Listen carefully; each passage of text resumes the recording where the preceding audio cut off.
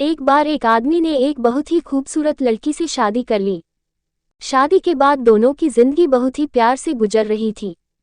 वो उसे बहुत प्यार करता था और उसकी खूबसूरती की हमेशा तारीफ किया करता था।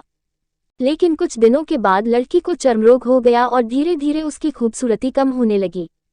खुद को इस तरह देख उसके मन में डर लगने लगा कि यदि वह बदसूरत हो गई तो उसका पति उससे नफरत करने लगेगा और वह उसकी नफरत बर्दाश्त नहीं कर पाएगी।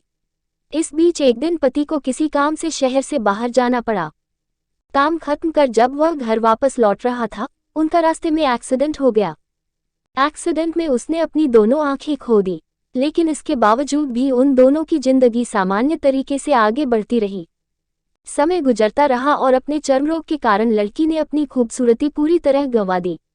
वह बदसूरत हो गई, लेकिन पति को अंधा होने के कारण इस बारे में कुछ भी पता नहीं था, इसलिए इसका उनके खुशहाल विवाहित जीवन पर कोई प्रभाव नहीं पड़ा।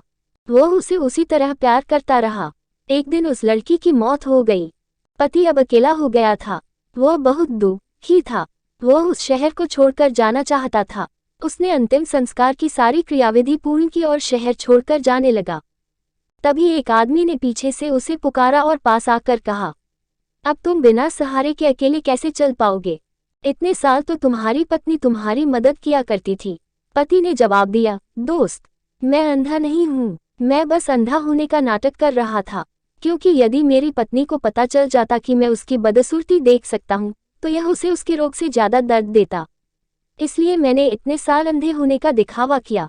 वह बहुत अच्छी पत्नी थी, मैं बस उसे खुश रखना चाहता था। सीख, खुश रहने के लिए हमें भी एक दूसरे की कमियों के प्रति आंखें बंद कर लेनी चाहिए और उन कमियों को नजरअंदाज कर देना चाहिए।